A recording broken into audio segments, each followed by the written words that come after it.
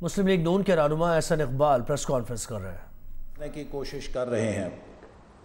میں آج واضح کرنا چاہتا ہوں اور وزیر اعظم صاحب سے یہ سوال کرنا چاہتا ہوں کہ انہوں نے جو الزامات لگائے ہیں، جو انہوں نے اپوزیشن کی کردار کشی کی ہے، اس کے پیچھے وہ اپنی ناکامی نہیں چھپا سکتے۔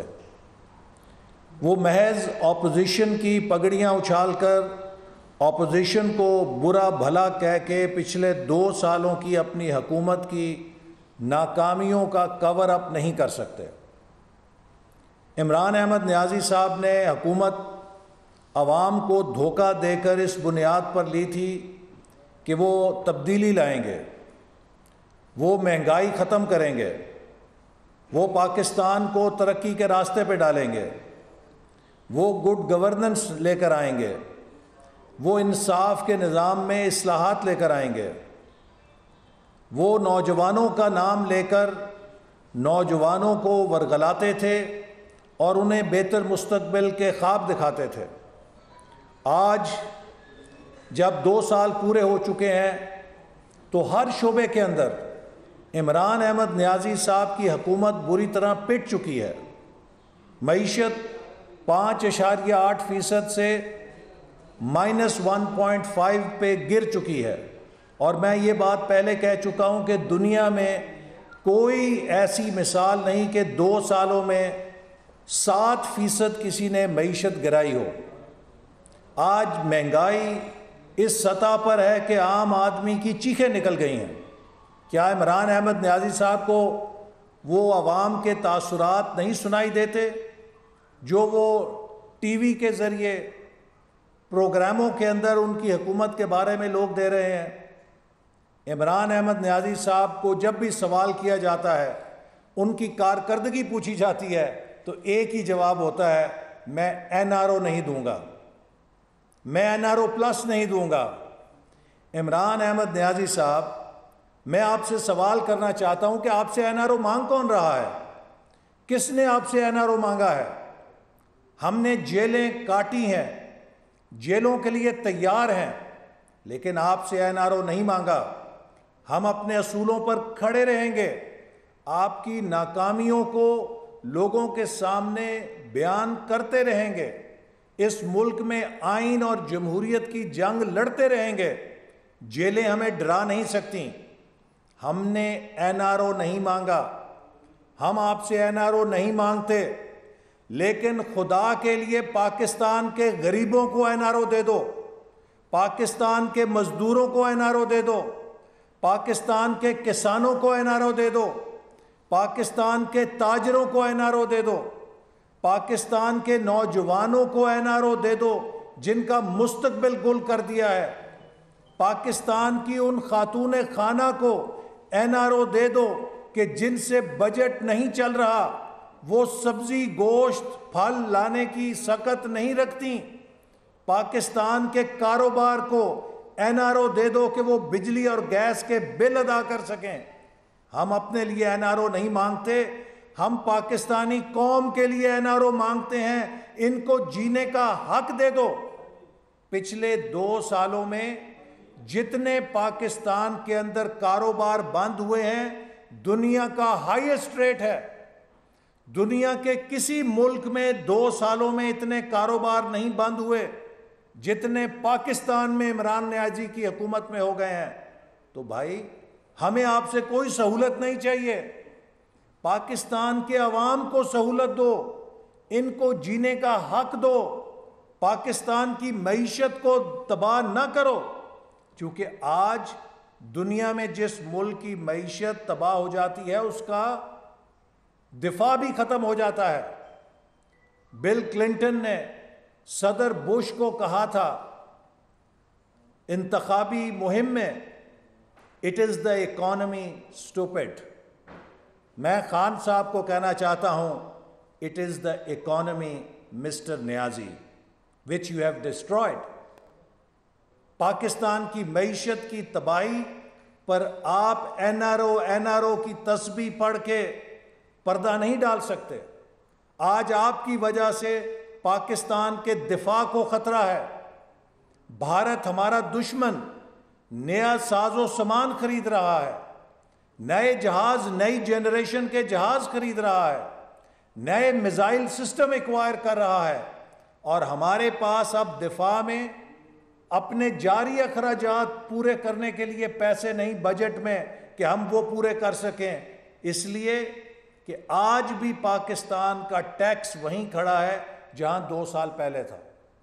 2 سالوں میں کوئی ٹیکس ریونیو میں گروتھ نہیں ہو سکی۔ ہم نے تو ٹیکس کو ڈبل کر کے دکھایا تھا، 2000 ارب سے 4000 ارب پہ ٹیکس لے کر گئے۔ اس کی وجہ سے پاکستان کی تاریخ کا سب سے بڑا ڈیفنس بجٹ اور پاکستان کی تاریخ کا سب سے بڑا ڈیولپمنٹ بجٹ ہم نے خرچ کر کے دکھایا۔ ہم نے 5 سالوں میں 3200 ارب روپے سے ترقیاتی منصوبے مکمل کیے، جن سے ملک کو کنیکٹیوٹی ریولوشن کے اوپر لے آئے، جس سے ملک کو ترقی کی نئی سطح پر لے آئے۔ آج یہ کہتے ہیں ہمیں بیمار معیشت ملی تھی۔ پاکستان کے اندر سڑکوں پر، گلیوں میں، محلوں میں، گاؤں میں، کارخانوں میں کسی سے جا کے پوچھ لیں کہ کیا 2 سال پہلے کا پاکستان بہتر تھا یا خان صاحب کا نیا پاکستان بہتر ہے۔ آج ہر شخص، businessman, investor, trader, labour, engineer, doctor, teacher, ہر بندہ یہ بتائے گا کہ 2 سال پہلے امید تھی، آج نا امیدی اور مایوسی ہے۔ آپ نے قوم سے جینے کا حق چھین لیا ہے۔ آج پاکستان سے پیسہ ہی نہیں بھاگ رہا، پاکستان سے ٹیلنٹ بھی بھاگ رہا ہے۔ برین ڈرین ہو رہا ہے بدترین، اور یہ ملک کے لیے شدید خطرات اس سے لاحق ہو چکے ہیں۔ تو پھر آپ ہمیں کہتے ہیں کہ جی یہ اپوزیشن سیاست کر رہی تھی، نیب کے قانون کو بلیک میل کر رہی تھی۔ کسی نے نیب کے قانون کو بلیک میل نہیں کیا۔ اصل بات یہ ہے کہ حکومت کی فیٹف کے اوپر چوری پکڑی گئی ہے۔ ہم نے حکومت کی چوری پکڑی ہے جو یہ فیٹف کے نام پہ کر رہے تھے، اور آج میں آپ کو یہ بتانا چاہتا ہوں کہ یہ وہ قانون جو یہ حکومت پاس کر رہی تھی، جس کو ڈیفینڈ نہیں کر سکی، جو کہ بھارت میں مقبوضہ کشمیر کے قانون سے بھی کالا قانون پورے پاکستان پہ نافذ ہونے جا رہا تھا، جس میں اکنامک ٹیررزم کے حوالے سے ہر بزنس مین، ہر تاجر، ہر کاروباری بندہ معاشی دہشت گرد بن کے دنیا بھر کے اس کے ویزے کینسل ہو جاتے، وہ دنیا میں کاروبار نہیں کر سکتا تھا اور تباہ و برباد ہو جاتا۔ حکومت ایک ایسا کالا قانون اس ملک میں مسلط کر رہی تھی، ایک ایسا قانون مسلط کر رہی تھی، کوئی بھی صحافی 6 مہینے کے لیے اندر ہو جاتا اور اس کو بھی دہشت گرد بنا دیا جاتا، اور کوئی بھی مخالف 6 مہینے کے لیے اندر ہو جاتا اور کوئی اس کے پاس قانون اور آئین کی پروٹیکشن نہیں تھی۔ کس کال کوٹری میں جاتا، کس قلعے میں جاتا، کوئی نہیں جان سکتا تھا کہ 6 مہینے کے لیے حکومت کا مخالف مسنگ پرسن ہو گیا ہے۔ قانونی طور پر یہ قانون تھا جو حکومت لے کر آئی تھی، اور یہ وہ چوری ہے جو ہم نے پکڑی ہے، اور اس کی انہیں مرچیں لگی ہوئی ہیں کہ ان کی چوری پکڑی گئی، اور فیٹف کا نام لے کر رہے تھے۔ ہم انہیں چھوڑیں گے نہیں، ہم ان کی اس چوری کو بین الاقوامی برادری کے سامنے پیش کریں گے۔ ہم پوچھیں گے جا کے امریکہ سے، ہم پوچھیں گے یورپین یونین کے ممالک سے جو بنیادی حقوق کا نام لیتے ہیں کہ کیا آپ نے حکومت کو ایسا کالا قانون بنانے کی کوئی تجویز دی تھی؟ اور اگر نہیں دی تھی تو کم از کم آپ حکومت سے یہ سوال ضرور پوچھیں کہ آپ کا نام لے کر یہ پاکستان کے 22 کروڑ عوام کو اندھیروں میں کالے قانون کی رسی میں جکڑنے کا منصوبہ کیوں بنا رہی تھی؟ اس چوری کے پکڑے جانے کے اوپر حکومت کو تکلیف ہے۔ اور اب جو دوسری چوری کرنے جا رہی ہے، حکومت کا ہر قانون نواز شریف صاحب کو سامنے رکھ کے بنایا جاتا ہے۔ حکومت کا ہر قانون اسحاق ڈار صاحب کو سامنے رکھ کے بنایا جاتا ہے. حکومت کا ہر قانون سیاسی مخالفوں کو سامنے رکھ کے بنایا جاتا ہے، بھلے اس کے پیچھے ملک کا کوئی نقصان ہو جائے. اب جو میوچول لیگل اسسٹنس کا قانون بنانے جا رہے ہیں، ان کا مقصد اپنے سیاسی دشمنوں کو تنگ کرنا ہے، لیکن اس قانون کے بننے سے کل کو دنیا کا کوئی ملک ہمارے ایٹمی سائنسدانوں کو بھی ہمارے سے لے کے مانگ سکے گا. جب آپ یہ قانون بناتے ہیں تو یہ یک طرفہ نہیں ہوتے. جب آپ یہ قانون بناتے ہیں کہ ہمیں ہمارے بندے باہر سے ہر قیمت پہ چاہیے، تو دوسرے لوگ بھی کہیں گے کہ ہمیں بھی اپنے ملزم ہر قیمت کے اوپر چاہیے. وہ کسی ہمارے ایٹمی سائنسدان کے اوپر کوئی جھوٹا مقدمہ بنا کے حکومت سے کہیں گے کہ ہمیں وہ ہمارے حوالے کرو. تو جب تک اس طرح کی چیزیں قانون کے مطابق نہ کی جائیں، میں مطالبہ کرتا ہوں کہ جو میوچول لیگل اسسٹنس کا کیس ہے، اس کو پاکستان بار کاؤنسل سے ویٹ کرانا چاہیے.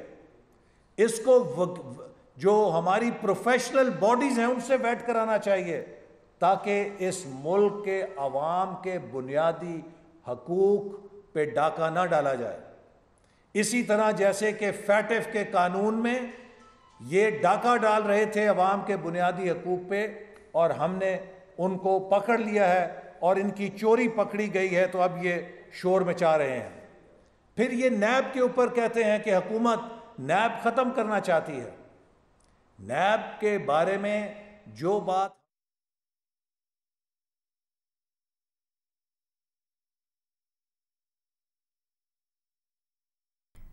وزیر صنعت پنجاب میاں اسلم اقبال لاہور میں اس وقت نیوز کانفرنس کر رہے ہیں. میسیج ہے اس غریب تک ضرور پہنچے جس کا بچہ ٹیکنیکل ادارے کے اندر پڑھتا ہے اور وہ اس کی فیس نہیں دے سکتا، اور وہ اپنے روزگار سے بھی کووڈ کے دوران دور رہا ہے.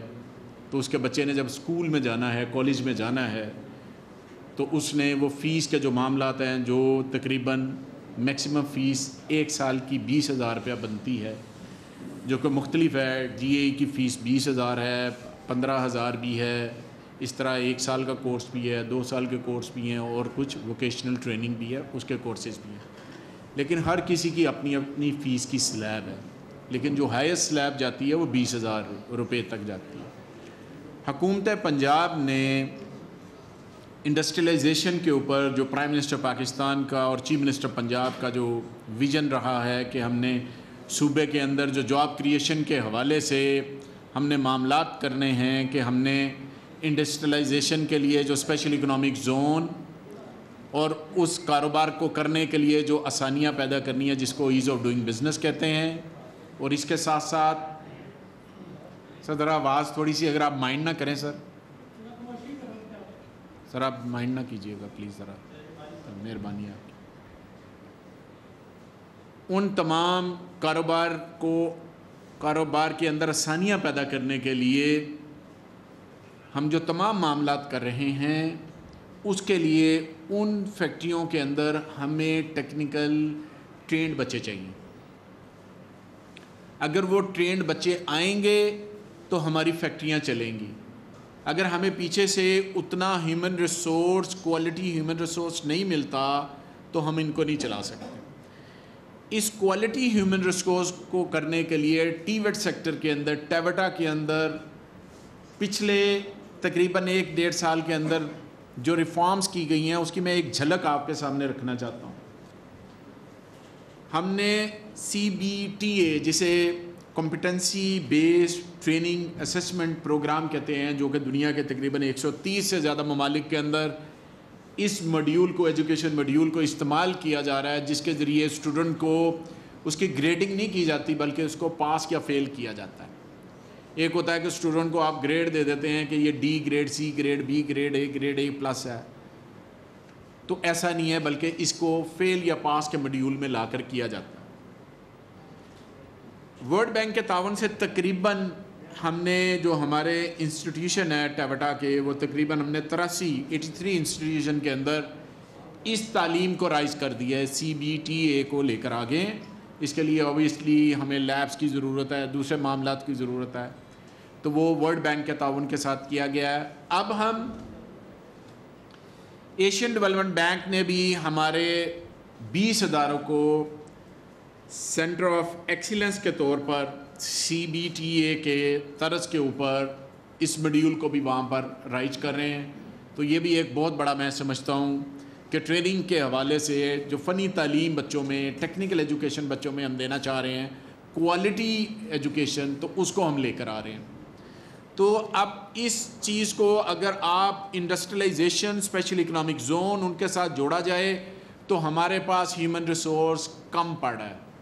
لہٰذا کووڈ سیکٹر کے دوران جتنے بھی معاملات ہوئے کہ لوگوں کی پیئنگ کیپیسٹی اپنے بچوں کی، جس کی 1 سال کی 20,000 روپے فیس جاتی ہے، وہ نہیں دے سکتا غریب کا بچہ. وہ غریب آدمی اپنے کاروباری زندگی، لاک ڈاؤن اور دوسرے معاملات میں وہ سفر ہوا ہے. کچھ سیکٹر کھل گئے 55%. وزیر صنعت پنجاب میاں اسلم اقبال لاہور